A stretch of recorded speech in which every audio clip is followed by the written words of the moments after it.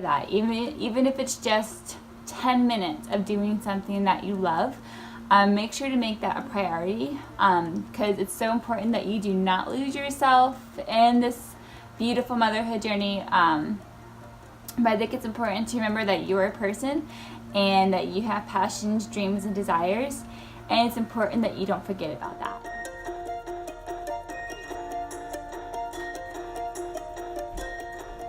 Hi friends, I'm Heather. Thank you so much for joining me here today on my channel. I am doing a fun collaboration today with my good friend Laura that I met off YouTube. She is a vlogger over at Being the Braxton. She has 2 adorable little boys. You need to go check her out. I love her videos. They're just the sweetest little things, and I just love it. So Laura vlogs on all things motherhood and being a boy mom. I have loved watching her videos, and I'm just so encouraged by all of her content. She's just one amazing mama, and her boys are so adorable. So today Laura and I will be sharing 10 things or tips or advice that we would give to a new mom. She has 2 little boys, and I have 3. Laya, no baby. Yeah, don't go in the clothes.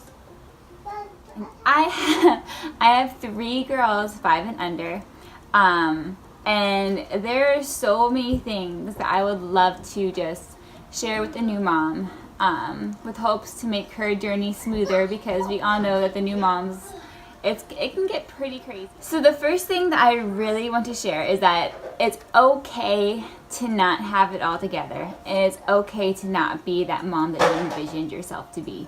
If you're anything like me, we all had this, I had this image or vision of the mom that I was gonna be, and she was just the perfect mom and had homemade meals every single night and always had the house spotless, and her kids were always nice and neat, and her kids always had their hair done and always brushed, never had any knots.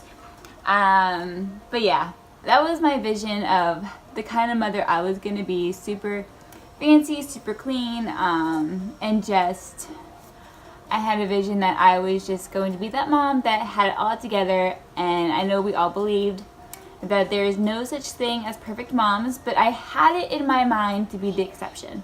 And it's very vain to think, but I feel like before becoming a mom, we're all vain in some sort of the type of mom that we're going to be. I wasn't going to be that mom that carried 2 toddlers that were tantruming at Target. I wasn't going to be that mom, because I was going to be a better mom than that. And I am actually exactly that mom that's carrying toddlers that are throwing tantrums out of Target, because I think everybody is. The second one is not all of our mom journeys will look the same, and that's okay. Especially since social media started coming around, I feel like we all feel like that motherhood is supposed to look a certain way, whether it's bottle feeding or breastfeeding or co-sleeping or crib, whatever it is. And I feel like also Instagram kind of has a tendency to make motherhood flawless a little bit, with the beautiful newborn pictures and the sweet, skinny, put together moms holding their 1-week-old babies. And I love those pictures. Those pictures are amazing. I'm a big fan. But I'm just saying, don't compare your motherhood to that picture, because I'm positive that after that mom took those pictures, she got right back into her sweatpants. And because that's just motherhood, especially in the new ages, and that is okay. Back in 2012, when I had my first daughter, it was really rough. It was a really rough experience, mainly because it was really hard for me to compare myself to other stories, because even though I didn't have an Instagram at the time, I was a blogger, and I saw a lot of other families that got to celebrate having babies and getting to spend that time together and celebrate their child. And for me, I just had a baby, and my husband didn't even get to spend 24 hours with me, because he was in the beginning of his stages as a police officer, And when you're in training, you can't take time off. So I had the baby. Right after I had the baby, he had to go right back to work. And that was it. Like, he had to spend like maybe an hour with us, and he had to go back to work. And we didn't get any time to just, you know, chill, to breathe. I was at the hospital by myself. And it just made one emotional mess out of me because I just felt so alone. Even though my husband was still home at night, he was exhausted because he was doing all this physical work. And I was exhausted because I was a 20-year-old new mom that had no idea what she was doing, and I felt so alone. So I just want to encourage you that it's not, motherhood for you isn't always going to look like your friends, or it's not going to look like that person on Instagram or anything else. It's your motherhood journey. Or, like, own it and find the beauty even when it's hard. Because I feel like the first stages of motherhood is really, really hard, especially when you're a new mom and you're not really confident yet. And being a mom, it can be really difficult because you enter a whole new reality when you become a mom. As beautiful as the journey is, it's hard. Okay, the third one is communicate and ask for help. Because you are not meant to do it alone. Even though sometimes we feel like we do, or we have to, or we think we have it all together, we were not okay. And people ask how you're doing, be honest. Don't just say, oh, I'm doing good, I'm blessed. And because you are blessed, you have this beautiful new baby. But if you need something, or if you just need to get something off your chest, or if you're just exhausted, it's okay to say that, because you need to tell people how you're feeling. You need to be open about your emotions, because being a new mom is a huge deal, and it comes with a lot of emotions and sometimes baggage, and you kind of just you need to let it out, because it's good for you, it's good for your baby, and it's good for your husband. Because if you just leave it inside all the time, it's just not good for you. It's really not, and it will make it a whole lot worse. So you need to tell somebody how you're feeling if you're not doing good. Okay. And the fourth one is, don't be overwhelmed by opinions, because everybody has them, especially when you're a new mom and a young mom like I was. I feel like opinions came every which way when it comes to how long I was going to hold the baby, or what I was doing with my baby.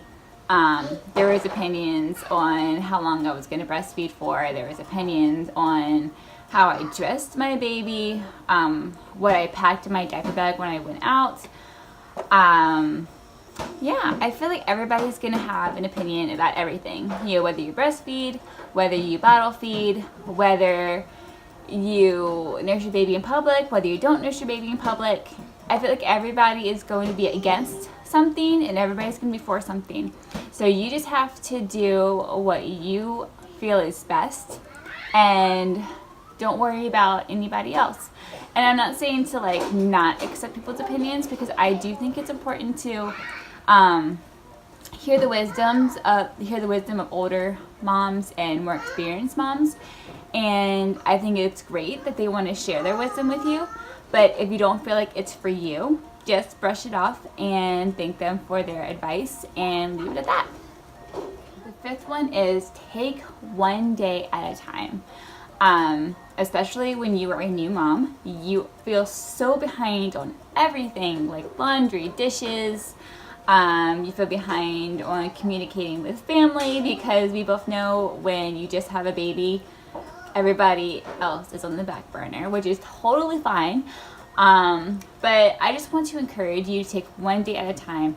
Get what you can done in one day. Make sure to rest, but overall, make sure you spend time with your baby, because they are not this little for long, and you just want to enjoy it. And I know you hear that all the time, but as a mama of 3 babies, you need to enjoy the time that you have with your little one.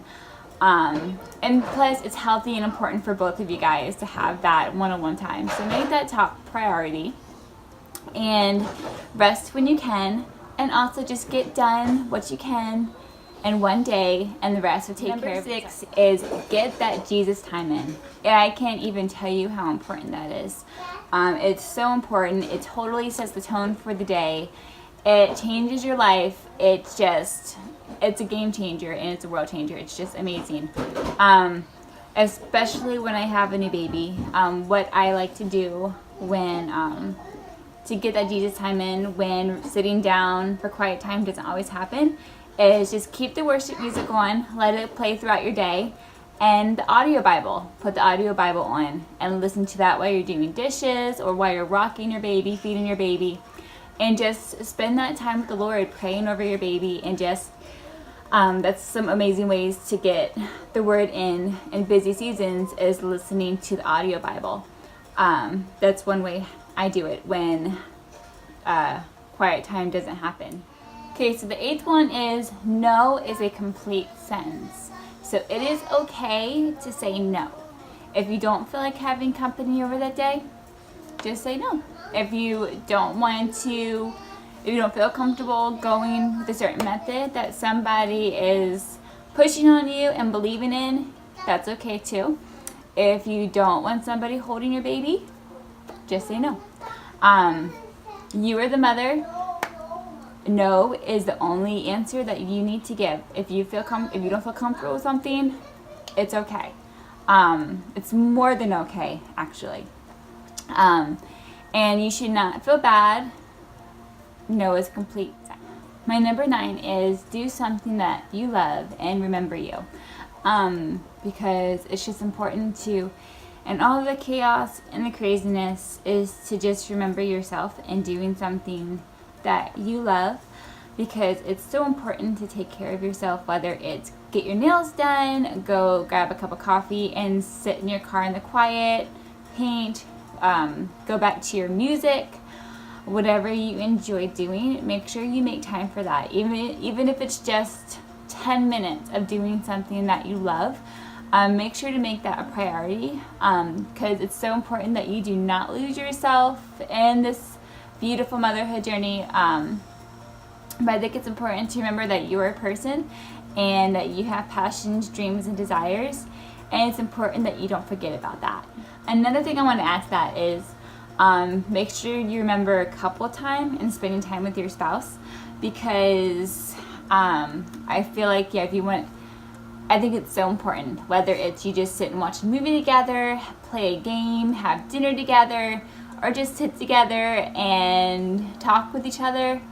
It's really important to just remember to have that couple times so you don't lose yourself with each other either, because that can easily happen if you kind of let parenthood and just work and house stuff to get the best of both of you guys, because it's just so important that you guys remember to spend time together and strengthen your marriage while you have small kids. And my last one is get dressed.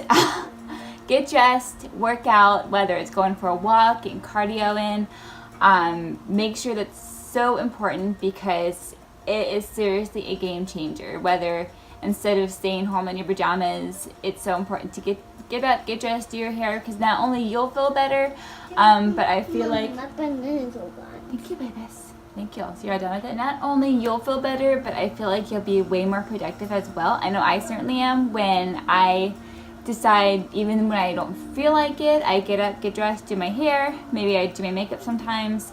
I feel like I'm way more productive when I feel good about myself, when I feel like when I don't feel like blah. But yeah, definitely get up, get dressed, get out of the house. I feel like those are some really important things that seem simple, but they make a whole lot of difference. Guys, these are my 10 things that I would love to share with a newbie mom. I hope you guys were encouraged. If you are new here from Laura's channel, welcome. I hope you stay a while. Go ahead and comment below and introduce yourself so I can subscribe to you as well. I hope you guys are having a wonderful day. Bye.